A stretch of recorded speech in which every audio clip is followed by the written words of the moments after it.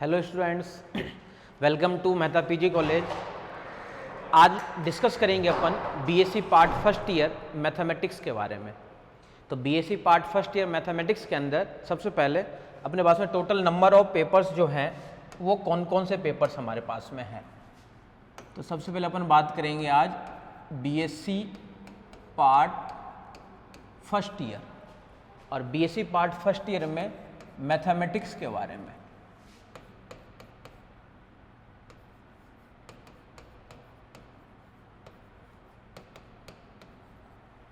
Mathematics के बाद अपने पास में जो टोटल नंबर ऑफ जो पेपर है वो अपन सबसे पहले डिस्कस करेंगे।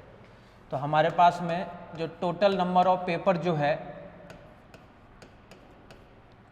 वो टोटल 3 पेपर्स चलते हैं हमारे पास में, जिसमें से पेपर्स जो फर्स्ट हमारे पास में है मैं यहाँ पे लिख देता हूँ। पेपर नंबर फर्स्ट जो है हमारे पास में, पेपर नंबर फर्स्ट वो हमारे पास में discrete mathematics, discrete maths. Paper number जो सेकंड की बात करोगे तो पेपर नंबर जो सेकंड हमारे पास में है वह है कैलकुलस। कैलकुलस के अंदर डेरिवेटिव भी है और साथ में इंटीग्रेशन भी है। तो कैलकुलस वाले पार्ट के अंदर डिफरेंशियल कैलकुलस है और साथ में इंटीग्रल कैलकुलस है। डिफरेंशियल कैलकुलस और फिर साथ में हमारे पास में है इंटीग्रल कैलकुलस। ये दोनों पार्ट हमारे पास में है, डिफरेंशियल कैलकुलस और देन हमारे पास में है ये इंटीग्रल कैलकुलस। और एक पेपर जो हमारे पास में है पेपर नंबर थर्ड, उस पेपर नंबर थर्ड जो हमारे पास में है, इस पेपर नंबर थर्ड के अंदर हमारे पास में एक बुक चलती है, वो चलती है 3D नाम से, एक चलता है द कोनिक सेक्शन, एक हमारे पास में है the conic section, the conic section, और एक हमारे पास में है ऑप्टिमाइजेशन थ्योरी, एक हमारे पास में है ऑप्टिमाइजेशन थ्योरी। तो टोटल नंबर ऑफ पेपर जो हमारे पास में बीएससी पार्ट फर्स्ट ईयर में है, उन सभी पेपर्स में से जो मार्क्स जो डिवाइडेशन है वो सारे राजस्थान यूनिवर्सिटी के पैटर्न के अकॉर्डिंग हर पेपर जो हमारे पास में है वो 40 मार्क्स के हैं। यानी कि मान लो पेपर नंबर फर्स्ट की बात करोगे तो ये भी हमारे पास में टोटल जो मार्क्स है इसके वो है हमारे पास में 40 मार्क्स। पेपर नंबर सेकंड की बात करोगे, इस पेपर नंबर सेकंड के अंदर हमारे पास में जो है वो इसके अंदर दो बुक्स चलती है एक्चुअल में। एक तो चलता है आपके पास में डिफरेंशियल कैलकुलस वाले नाम से और एक चलता है आपके पास में इंटीग्रल कैलकुलस के नाम से, ठीक है। और इस वाले के अंदर क्या डिवाइडेशन है, एक में तो हमारे पास में 3 यूनिट्स है टोटल और एक में हमारे पास में टोटल 2 यूनिट्स है। और पेपर जो फर्स्ट है डिस्क्रीट मैथमेटिक्स, इसके अंदर हमारे पास में टोटल जो यूनिट्स है वो है 5 यूनिट्स हमारे पास में है। और पेपर नंबर जो थर्ड है इस वाले के अंदर हमारे पास में डिवाइडेशन है, ऑप्टिमाइजेशन थ्योरी वाले में से है 1 यूनिट, तो फर्स्ट यूनिट तो द कोनिक सेक्शन जो है इसमें से हमारे पास में है 1 यूनिट तो, और बाकी जो 3 यूनिट हमारे पास में है वो है 3D वाले पार्ट में से। तो इस तरीके से हमारे पास में टोटल जो यूनिट्स है वो है 5 यूनिट्स। और ईच पेपर के जो मार्क्स हमारे पास में है उन सभी पेपरों के जो मार्क्स है वो हमारे पास में है 40 मार्क्स। इन सभी 40 मार्क्स वाले पेपर के अंदर अगर अपन बात करेंगे तो इन सभी वाले पार्ट के अंदर सबसे पहले जो स्टार्ट करेंगे अपन वो स्टार्ट करेंगे paper number first, paper first, और जिसका नाम हमारे पास में है डिस्क्रीट मैथमेटिक्स।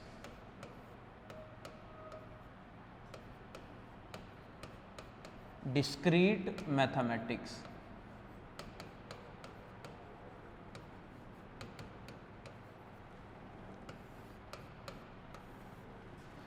टोटल जो यूनिट्स डिवाइडेशन हमारे पास में है वो टोटल 5 यूनिट्स हमारे पास में है।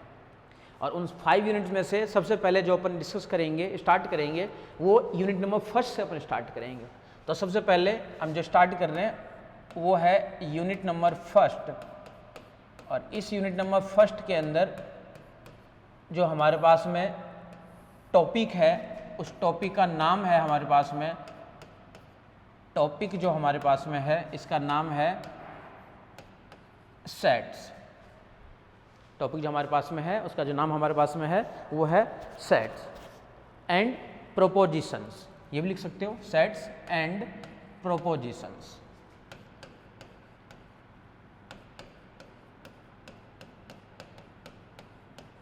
प्रोपोजिशंस। तो सबसे पहले जो अपने स्टार्ट करने से पहले अपन ये पता होनी चाहिए हमें कि सेट के बारे में। भाई सेट है क्या, सेट को अपन डिनोट कैसे करते हैं, सेट को डिफाइन कैसे करते हैं, और सेट के कुछ एग्जाम्पल्स जो हमें पता होनी चाहिए कि इस तरीके से कोई अगर मान लो है तो उसको अपन कह सकते हैं कि ये सेट है। ठीक है, सेट होने के लिए सबसे पहले अपन डेफिनेशन देखेंगे। सबसे पहले तो डेफिनेशन में जो सेट है वो सबसे पहले तो वो वेल डिफाइन होनी चाहिए। वेल डिफाइन मतलब कि डिफाइन होनी चाहिए, और जो डिफाइन होंगे उसके अंदर वो वेल डिफाइन ऑब्जेक्ट होनी चाहिए हमारे पास में। यानी देखो अपन इसको ये बोल सकते हैं कि कलेक्शन होनी चाहिए हमारे पास में, collection of well defined objects, well defined objects, well defined objects is called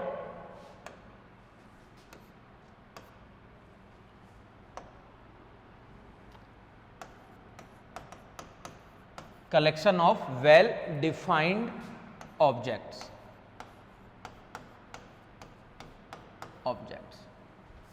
is called set। यानी सेट को सबसे पहले दिखाते कैसे हैं अपन, इसको डिफाइन कैसे करते हैं। तो सेट का मतलब क्या हो गया कि कलेक्शन होनी चाहिए हमारे पास में वेल डिफाइंड ऑब्जेक्ट्स का, यानी कुछ ऑब्जेक्ट्स होने चाहिए हमारे पास में। उन ऑब्जेक्ट्स, अच्छा वो ऑब्जेक्ट्स जो ऑब्जेक्ट कैसे होनी चाहिए, वो होनी चाहिए वेल डिफाइंड, यानी डिफाइन होनी चाहिए। और डिफाइन जो नहीं होंगे, जो आपके पास में अनडिटरमिनेट फॉर्म बनती थी हमारे पास में, वो टोटल हमारे पास में कितनी बनती थी, वो बनती थी 7 अनडिटरमिनेट फॉर्म। यानी वो 7 अनडिटरमिनेट जो फॉर्म है हमारे पास में वो नहीं बननी चाहिए। उसके अलावा डिफाइन जितने भी बचे वो सारे क्या आपके पास डिफाइन तो है ही। तो कलेक्शन होना चाहिए, किस चीज़ का कलेक्शन होना चाहिए, डिफाइन ऑब्जेक्ट का कुछ कलेक्शन होना चाहिए। और जो कलेक्शन रहेगा वही हमारे पास में कहलाता है क्या, उसको अपन कहते हैं कि वो सेट्स है हमारे पास में। और इट इज़ डिनोटेड बाय, और फिर अपन सेट को डिनोट कैसे करेंगे, तो सेट को डिनोट करने का तरीका क्या है, it is denoted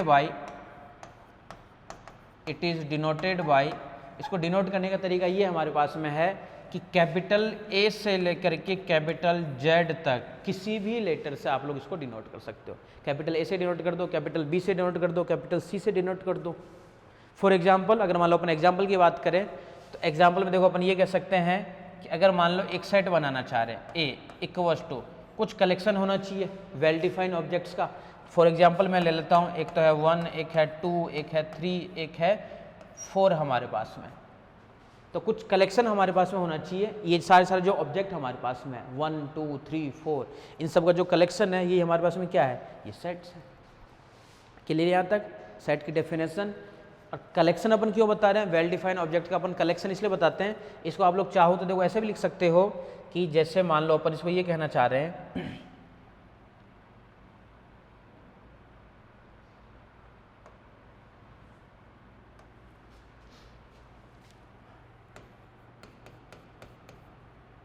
A set, और इस सेट के अंदर अपन कुछ ऑब्जेक्ट जो है, ऑब्जेक्ट किसी का नाम डालना चाह रहे हैं, प्रॉपर नाम के अंदर डालना चाह रहे हैं, मान लो कुछ भी डालना चाह रहे हैं अपन, मान लो कि जैसे अपन डालना चाह रहे हैं कि स्मॉल ए, small B, small C, small D, small ई, ये हमारे पास में कुछ ऑब्जेक्ट है, इनका कलेक्शन हमारे पास में है। और इन कलेक्शन वाले पार्ट को अपने क्या कहना चाह रहे हैं, सेट्स कहना चाह रहे हैं। डिनोट जरूरी नहीं कि ए से ही करो, आप लोग बी सी डी ए से लेकर के जेड तक किसी से भी डिनोट कर सकते हैं हम। ठीक है, तो ये हमारे पास में है इसको डिनोट करने का तरीका।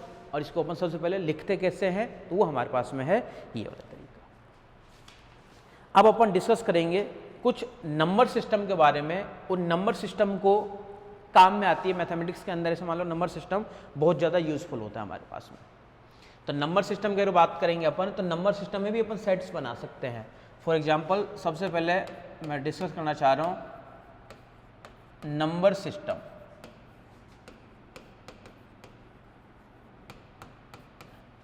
नंबर सिस्टम के अंदर सबसे पहले फर्स्ट नंबर अपन लेकर लेना चाह रहे हैं नेचुरल नंबर। नेचुरल नंबर, इसको जो अपन डिनोट करते हैं वो अपन डिनोट करते हैं n से। और नेचुरल नंबर स्टार्ट कहाँ से होता है, स्टार्ट होता है ये 1 से, 2, 3 कहाँ तक जाता है, इनफाइनाइट तक जाता है। तो अपन क्या लिखते हैं, एंड सो ऑन, ये लिखते हैं अपन एंड सो ऑन करके। तो ये हमारे पास होता है क्या, नेचुरल नंबर। तो नेचुरल नंबर जो हम स्टार्ट करते हैं वो होता है हमारे पास में 1 2 3, यहाँ से अपन स्टार्ट करते हैं। फिर नेचुरल नंबर के बाद में फिर आता है हमारे पास में होल नंबर। नेचुरल नंबर के बाद में हमारे पास जो आता है वो आता है होल नंबर। उसको अपन कैसे लिखते हैं, W से डिनोट करते हैं। और इस होल नंबर में क्या हो गया हमारे पास में 0 और साथ में इंक्लूड कर दिया गया था कि 0 और आएगा आपके पास में, और वही फिर से 1 2 3 एंड सो ऑन। ये हमारे पास में क्या है, होल नंबर। इसको अपन डिनोट करते हैं किससे, W से। ये होता है हमारे पास में होल नंबर। फिर हमारे पास में इंटीजर नंबर है जिसको अपन Z से भी डिनोट करते हैं या फिर I से भी अपन डिनोट करते हैं, इंटीजर नंबर। और इंटीजर नंबर में क्या हो गया हमारे पास में कि बोले जो नेगेटिव वाले साइन रहे हुए हैं वो नेगेटिव वाले साइन को भी लेना पड़ेगा साथ में, यानी कुछ पॉजिटिव वाले पार्ट और कुछ हमारे पास में नेगेटिव वाले पार्ट। यानी अपन डिस्कस करेंगे तो यहाँ से देखो लिख सकते हैं हमें 0, इधर तो +1 +2 3 एंड सो ऑन, इनफाइनाइट तक ये भी जाएगा। और इस वाले पार्ट के अंदर भी -1 -2 वही एंड सो ऑन। ये हमारे पास में क्या है, आपके पास में इंटीजर नंबर, जिसको अपन Z से या फिर I से डिनोट करते हैं इंटीजर नंबर को। इंटीजर नंबर के बाद में हमारे पास में जो और भी नंबर है वो है रेशनल नंबर। रेशनल नंबर को अपन डिनोट करते हैं Q से, रेशनल नंबर। और लिखने का तरीका क्या होता है हमारे पास में रेशनल नंबर के लिए, कि जिसे अपन P/Q फॉर्म में लिख सके, जहाँ Q जो है वो तो होना चाहिए कि आपके पास में नॉट इक्वल टू 0, यानी Q तो होना चाहिए हमारे पास में क्या, नॉट इक्वल टू 0। और साथ में P और Q होने क्या चाहिए, बोलो इंटीजर्स भी हो साथ में, और साथ में P और जो Q वाला पार्ट है हमारे पास में वो इंटीजर्स भी होने चाहिए। तो इनका भी अपन एक सेट बना सकते हैं कि कोई सेट है वो है नेचुरल नंबर का, कोई सेट है हमारे पास में नेचुरल नंबर का कोई हमारे पास में सेट है। तो सेट अपन अलग अलग भी बना सकते हैं, कोई होल नंबर का सेट है हमारे पास में, कोई इंटीजर्स का सेट है, कोई हमारे पास में रेशनल नंबर का सेट है। और जो नंबर रेशनल नंबर नहीं होते हैं, जिसे अपन P/Q फॉर्म में डिनोट नहीं कर सकते हैं, वो सारे सारे इरेशनल नंबर। तो इन सब का भी अपन अलग अलग से सेट बना सकते हैं। ये रेशनल नंबर का सेट हुआ, ये रेशनल नंबर का सेट हुआ, ये इंटीजर्स का सेट हुआ।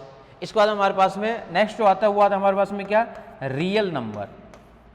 और रियल नंबर वाले पार्ट के अंदर ये सारे सारे पार्ट आ जाते हैं हमारे पास में, यानी रियल नंबर वाले पार्ट के अंदर नेचुरल नंबर भी आ जाएगा आपके पास में, होल नंबर भी आएगा, इंटीजर्स भी आ जाएगा, रेशनल भी आ जाएगा, जो रेशनल नहीं होता जो इरेशनल, ये वाला पार्ट भी आ जाएगा इरेशनल, और भी जितने भी बच गए हमारे पास में वो सारे सारे किस में आ जाता है, रियल नंबर के अंदर। तो इन सब का भी अपन एक सेट बना सकते हैं जिनको अपन नाम देते हैं, ये सारे सारे रियल नंबर का कोई सेट है, कोई इंटीजर्स का सेट है। अब आ जाओ हमारे पास में टॉपिक पे, हमारे पास में जो है वो है रिप्रेजेंटेशन ऑफ सेट। सेट को डिनोट कैसे करते हैं, सबसे पहले तो ये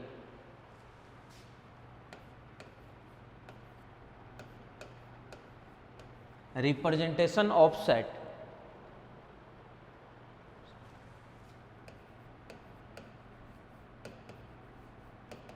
रिप्रेजेंटेशन ऑफ सेट्स, सेट को रिप्रेजेंट कैसे करते हैं। तो मेनली जो फॉर्म हमारे पास में है सेट को रिप्रेजेंट करने का तरीका, वो अपन सेट को जो रिप्रेजेंट है वो अपन 2 टाइप से कर सकते हैं। सेट को जो रिप्रेजेंट है वो हम 2 टाइप से रिप्रेजेंट कर सकते हैं, जिसमें से जो फर्स्ट टाइप हमारे पास में है जिसका नाम है टेबुलर फॉर्म। टेबुलर फॉर्म जिसको हम बोलते हैं सारणीबद्ध रूप, इसका नाम होता है हमारे पास में सारणीबद्ध रूप। सारणीबद्ध रूप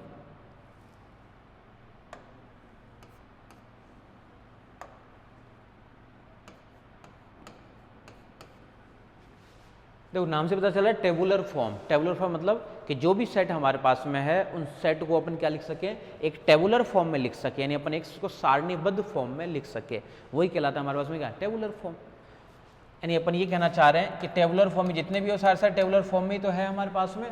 जैसे सपोज करो कि अपन ले लेते हैं कोई एलिमेंट ले लेते हैं, कोई भी ले लेते हैं, ले लिए 0 1 2 3 ये कोई अपन सेट बनाती है। बोले टेबुलर फॉर्म है क्या?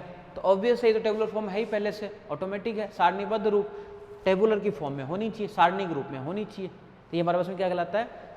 Tabular form. और सेकंड जो हमारे पास में है जिसका नाम होता है सेट बिल्डर फॉर्म, सेकंड हमारे पास में होता है उसका नाम होता है सेट बिल्डर फॉर्म, या फिर अपन बोल सकते हैं rule form. Rule form, rule form का मतलब ये होता है कि इसका नाम एक और होता है हमारे पास में सेट बिल्डर फॉर्म, इसको अपन बोलते हैं नियम रूप। नियम रूप, नियम रूप का मतलब ये हो गया हमारे पास में कि कुछ ना कुछ कंडीशन दी हुई रहेगी हमारे पास में, कंडीशन यानी कुछ ना कुछ कंडीशन देगा कि इस कंडीशन को सेटिस्फाई कर रहा है, जो सेट है इस कंडीशन को सेटिस्फाई कर रहा है, तो उससे अपन क्या करते हैं? एक सेट बनाते हैं। फॉर एग्जाम्पल अगर बात करें अपन रूल फॉर्म की, या फिर इसका दूसरा नाम और है सेट बिल्डर फॉर्म, एक ही चीज़ है, कुछ भी बोलो इन वाले पार्ट में से। तो इस वाले पार्ट में से, नियम रूप वाले पार्ट में से कि कुछ ना कुछ एक कंडीशन आगे दे दे। फॉर एग्जाम्पल ए वाला पार्ट है आगे, और ए सेट ऐसा है जिसके अंदर आपको जो एलिमेंट है वो लेना है x, सच डैट x है क्या? तो जो x है वो बिलोंग कर रहा होगा उसमें नेचुरल नंबर में से। ये आपका उसमें सेट दिया हुआ नहीं है, ये एक रूल फॉर्म में दिया हुआ है कि इस सेट जो हमारा बन रहा है उसके अंदर x लेना है, और x है क्या? तो सारे जो x है वो नेचुरल नंबर में से बिलोंग करता है। ये हमारे पास में क्या है? रूल फॉर्म है ये, कि सारे जो पार्ट है वो इस वाले पार्ट में से क्या करेंगे? इस वाले पार्ट में से हमें लेना है, x जो है बिलोंग करना चाहिए नेचुरल नंबर वाले पार्ट में से। क्लियर है? या कोई ना कोई condition they they, for example इस सेट ऐसा सेट दे दे आपके पास में, और इस सेट के अंदर कोई कंडीशन सेटिस्फाई कर रहा हो, जैसे एक्स स्क्वायर प्लस का वाई स्क्वायर इक्वल टू 25 दे दे, सच डैट आगे जो x और y है वो आपस में आगे कंडीशन दे दे कि जो x है और y है ये बिलोंग कर रहा है फिर से किस में से? नेचुरल नंबर वाले पार्ट में से, किससे भी बिलोंग कर रहा है। रूल फॉर्म यानी एक पर्टिकुलर आपके पास में क्या होगा? एक रूल फॉर्म में दी हुई रहेगी। ये आपके पास में क्या है? रूल फॉर्म है। ठीक है, क्लियर है? ये हमारे पास में किसके लिए है? रूल फॉर्म में है। सेट के जो हमारे पास में और भी कई टाइप्स हैं, सेट के और भी कई टाइप्स हमारे पास में है, उन सभी टाइप्स को भी अपन दिखा सकते हैं। जैसे डिफरेंट टाइप्स ऑफ सेट, ये दो तो हमारे पास में फॉर्म है दी हुई, इसको अपन इस तरीके से लिख सकते हैं, इसको अपन इस तरीके से लिख सकते हैं। जो नेक्स्ट हमारे पास में है वो डिफरेंट टाइप्स ऑफ सेट है हमारे पास में, different types of set, different types of sets, यानी सेट के और भी कई डिफरेंट टाइप्स। सेट के और डिफरेंट टाइप हमारे पास है, जैसे मान लो अपन सबसे पहले अपन मान लो बात करें एम्प्टी सेट की, जैसे कि हमारे पास में एम्प्टी सेट क्या होता है? एम्प्टी सेट, एम्प्टी सेट, तो एम्प्टी सेट क्या होता है हमारे पास में? खाली, ये तो बोलते हैं अपन एम्प्टी का मतलब। तो एम्प्टी सेट जो हमारे पास में होता है इसको जो अपन डिनोट करते हैं या तो अपन 5 से डिनोट करते हैं, या फिर अगर सेट फॉर्म में अपन लिखते हैं तो इस तरीके से अपन लिखते हैं कि हाँ ये एम्प्टी सेट है, खाली है। कभी भी 5 पे सेट नहीं लगता है, अगर 5 पे सेट लगा दोगे तो वो आपका सिंगलटन सेट के अंदर चला जाएगा। तो बस ये है हमारे पास में है, ये एम्प्टी सेट है 5, या फिर ये वाला जो सेट हमारे पास में है ये कौन सा सेट है? ये एम्प्टी सेट है। तो ये अपन हमारे पास में क्या होता है? Empty set. जैसे अपन नेक्स्ट की अगर बात करेंगे तो नेक्स्ट वाले का नाम है singleton set. Singleton set, singleton set को अपन डिनोट कैसे करते हैं? जैसे ए कोई सेट है जिसके अंदर सिर्फ और सिर्फ एक ही एलिमेंट है, 1 एलिमेंट कर दिए, या फिर इस सेट हमारे पास में है, इस सेट के अंदर एक एलिमेंट है ए, ये हमारे पास में क्या है? Singleton set. सिंगलटन सेट मतलब क्या हो गया? सेट है जिसके अंदर हमारे पास में क्या है कि एक ही एलिमेंट है उसके अंदर, वो हमारे पास में क्या कहलाएगा? Singleton set.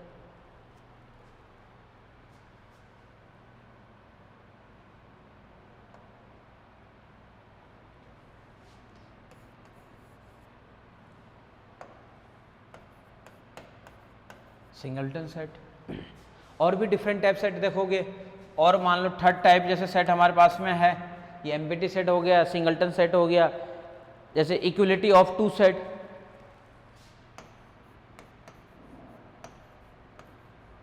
Equality of two set, equality of two sets,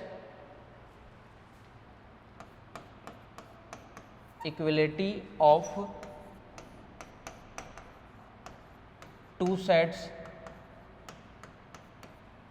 equality of two sets का मतलब क्या हो गया, हमारे पास में इक्वलिटी देखनी है दो सेट के लिए हमें। एक होता है आपके पास में इक्वलिटी ऑफ टू सेट, एक होता है इक्विवेलेंस ऑफ टू सेट। दोनों में देखो डिफरेंस क्या है। फर्स्ट हमारे पास में क्या है कि हमें देखना है इक्वलिटी ऑफ टू सेट्स, और इक्वलिटी ऑफ टू सेट का मतलब ये हो गया कि एक सेट हमारे पास में मान लो कोई भी है, जैसे एक है हमारे पास में है 1 2 3 4, कोई दूसरा सेट है B, इसके अंदर भी हमारे पास में है 1 2 3 और 4। कोई बोले कि दोनों के दोनों सेट इक्वलिटी सेट है या इक्वलिटी सेट नहीं है।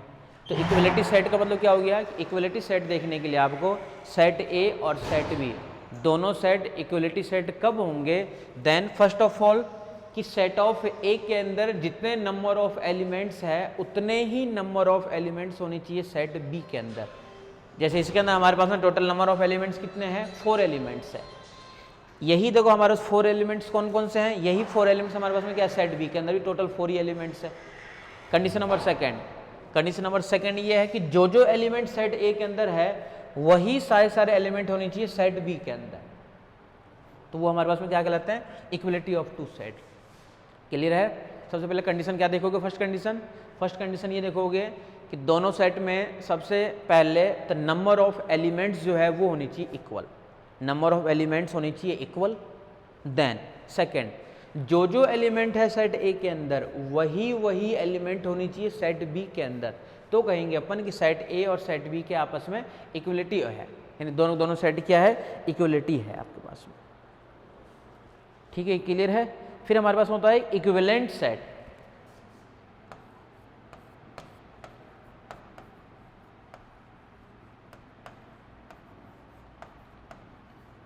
इक्विवेलेंट सेट, और इक्विवेलेंट सेट क्या होता है हमारे पास में, इक्विवेलेंट सेट देखने के लिए इसके अंदर भी देखो दो सेट की आपको जरूरत पड़ेगी, सेट A और सेट B। लेकिन दोनों में डिफरेंस क्या हो जाएगा अब आपके पास में कि सेट A वाला जो पार्ट हमारे पास में है, इस सेट A के अंदर सपोज करो कि A और B दो एलिमेंट है सेट A में, और एक सेट जो दूसरा सेट है सेट ऑफ B, इसके अंदर मान लो ले लिए अपन क्या, एक ले लिए F और एक ले लिए L, ये दो एलिमेंट है इस वाले के अंदर। ये बोले कि इक्विवेलेंट है कि सेट आपस में, तो इक्विवेलेंट सेट होने के लिए सिर्फ और सिर्फ एक ही कंडीशन सेटिस्फाई करनी चाहिए, यानी जितने नंबर ऑफ एलिमेंट है सेट A के अंदर उतने ही नंबर ऑफ एलिमेंट्स होने चाहिए सेट B के अंदर। यानी सेट A के अंदर हमारे पास टोटल नंबर ऑफ एलिमेंट कितने हैं, 2 है, तो सेट ऑफ B के अंदर भी नंबर ऑफ एलिमेंट्स कितने हैं, 2 ही है। क्या क्या एलिमेंट है उस सब आपको मतलब नहीं है, वो अगर मान लो एलिमेंट अगर मान लो सेम हो जाएगा तब तो वो क्या कहलाएगा, इक्वलिटी कहलाएगा। और जब आपके पास में एलिमेंट इक्वल नहीं होंगे, सिर्फ और सिर्फ क्या है कि 2 एलिमेंट्स इसमें है, 2 ही एलिमेंट्स हमारे पास में इसके अंदर है, जब अपन क्या कहेंगे कि जब दो एलिमेंट ही है हमारे पास में, तो अपन क्या कहेंगे कि दोनों के दोनों सेट हमारे पास में है वो क्या है आपस में, इक्विवेलेंट सेट है। तो इक्विवेलेंट सेट होने के लिए क्या क्या होनी चाहिए आपके लिए, इक्विवेलेंट सेट अगर है सेट A और सेट B, तो इक्विवेलेंट सेट के लिए नंबर ऑफ एलिमेंट्स जो है वो होनी चाहिए इक्वल। अब इससे देखो एक ये भी लिख सकते हो आप लोग कि ये भी कह सकते हैं अपन कि जितने भी हमारे पास में, अब ध्यान से देखना नोट वाले पार्ट को, अब ये बताओ कि every equality of two set, जितने भी इक्वलिटी ऑफ टू सेट है वो सारे के सारे इक्विवेलेंट सेट हो गए क्या भाई। जब इक्वलिटी ऑफ टू सेट है ये सारे देखो इक्वलिटी है, और ये इक्विवेलेंट क्या कहते हैं हमारे पास में, इक्विवेलेंट का मतलब ये है कि हमें बस नंबर ऑफ एलिमेंट से मतलब है। अगर सेम हो जाए तो बहुत अच्छी बात है, सेम अगर नहीं हो रहा है तब भी क्या करना है हमें तो बस केवल एलिमेंट ही देखना है। तो यानी जितने भी आपके पास में इक्वलिटी होते हैं वो सारे इक्विवेलेंट जो है वो अपने आप ही होंगे, but vice versa need not be true. तो every equality set is also a equivalent set, but vice versa need not be true. Clear है। ये हमारे पास में क्या है, इक्विवेलेंट सेट है। डिफरेंट टाइप ऑफ सेट के अंदर फिर हमारे पास में होता है finite set, infinite set. Finite set, infinite set के अंदर जाओगे अगर मान लो, तो फाइनाइट सेट, इनफाइनाइट सेट वाले पार्ट के अंदर आ जाओ।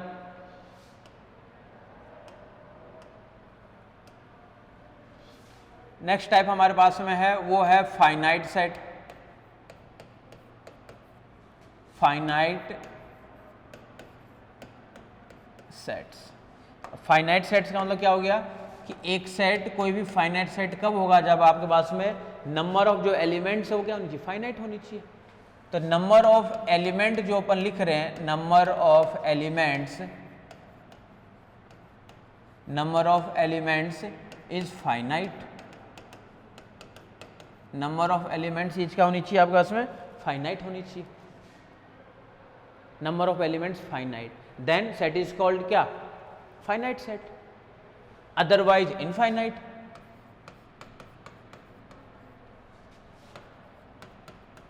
Otherwise infinite, infinite set. अगर आपके पास में नंबर ऑफ एलिमेंट्स फाइनाइट है तब तो फाइनाइट सेट, और नंबर ऑफ एलिमेंट्स इनफाइनाइट है तो क्या लाएगा आपके पास में, इनफाइनाइट सेट। देन हमारे पास में है नेक्स्ट है वो है पावर सेट, और ये मोस्ट इंपॉर्टेंट है, इससे क्वेश्चन तो एक बनता ही बनता है। हमारे पास जो नेक्स्ट है वो है power set. Power sets, power sets मतलब क्या हो गया आपके पास में कि पावर सेट जो अपन डिनोट करते हैं वो अपन डिनोट किससे करते हैं, power set of A. Power set of A, it is denote करने का तरीका है, देखो पावर सेट यानी पी ए। पावर सेट को ये तो हो गया डिनोट करने का, it is denoted by, it is denoted by